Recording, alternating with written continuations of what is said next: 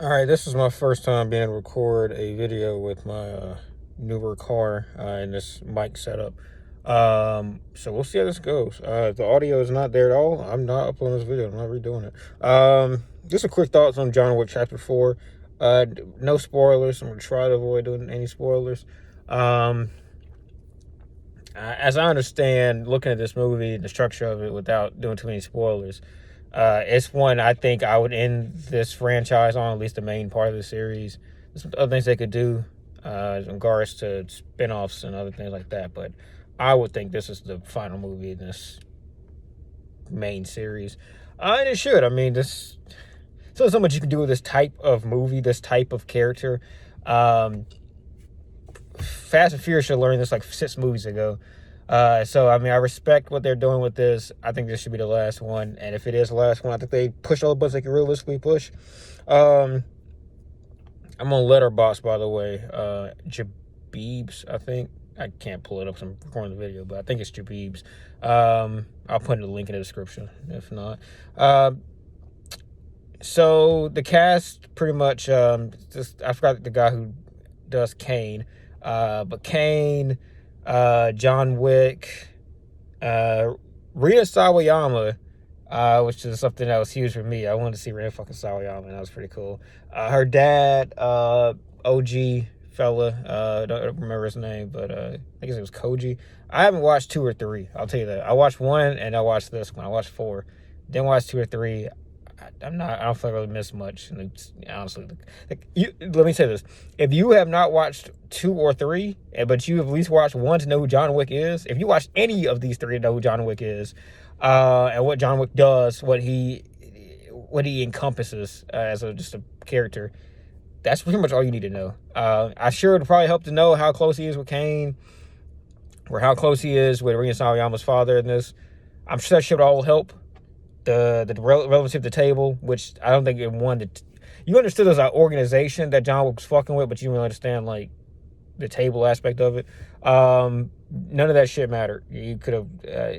I feel like honestly, you could enjoy the movie just as much without that kind of backdrop. This isn't a very interesting movie dialogue wise or plot wise. Honestly, I mean, I don't think it's an action movie.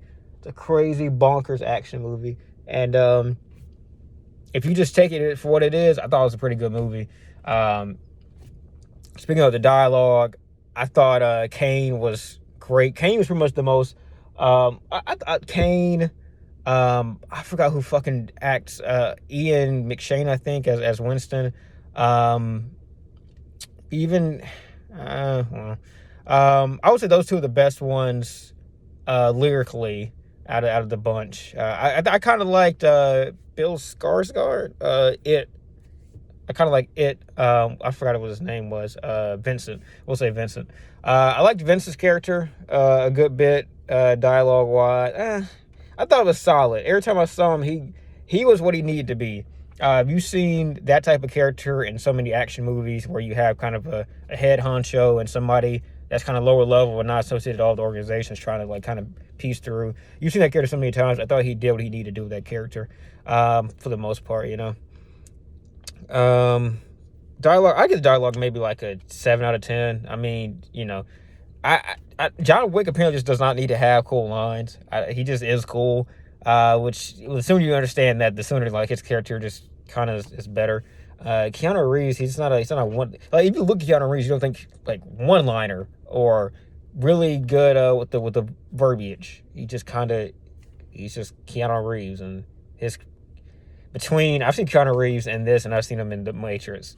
Between those 2, he's not really, the bars. That's not his thing.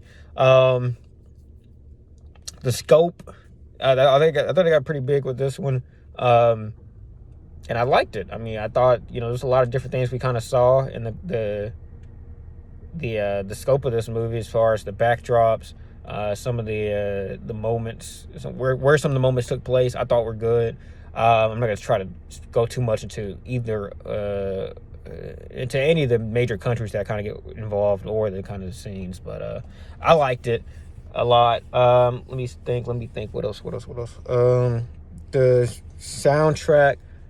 I was kind of disappointed we didn't get a Rita Sawayama song that was like in this shit because I was kind of literally like in my head betting on that. Like I thought we were gonna get something like that, and we didn't. So kind of like, there's a Sawayama song in this, but it's not part of. As I understand, it's not part. I didn't even hear it. It's supposed to be part of the not main part of the movie. I don't know how to say without spoiling it, but I didn't even hear it at all. I stayed there until the beginning until literally it said R.P. Lance Reddick at the very end of the movie, which R.P. Lance Reddick. This is his last movie, as I understand. So I'm still not sure. That man looked so healthy. I can't believe he's fucking gone. But R.P. my man Lance Reddick.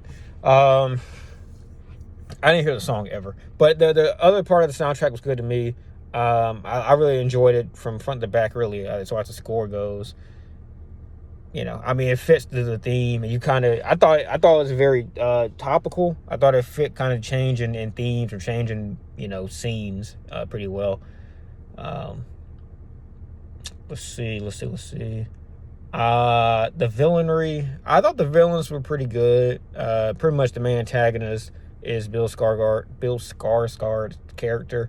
There's some kind of deuterogenists that also are featured in here. It's also this black guy that I can kind of tell is new to the whole franchise based on kind of how he was approached.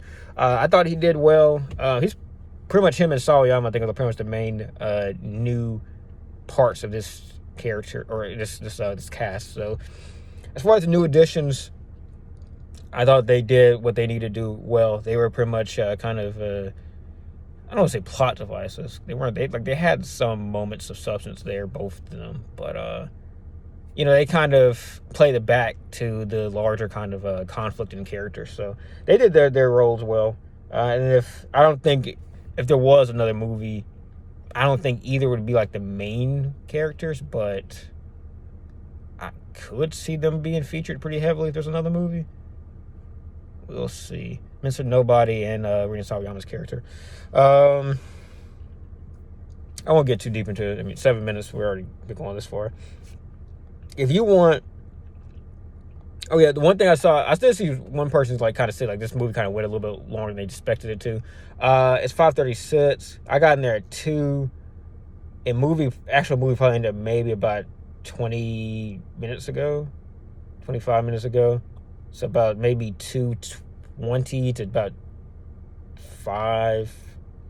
It was about a 2.5-hour showtime or runtime. That felt good. I didn't think the movie needed to be any shorter, honestly. I'm usually somebody that complains about like the length of a movie.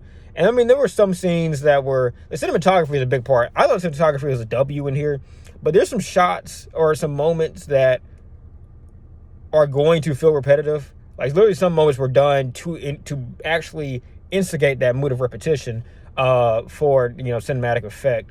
But there's definitely going to be some times in here that I think will feel a little bit tiresome to some people.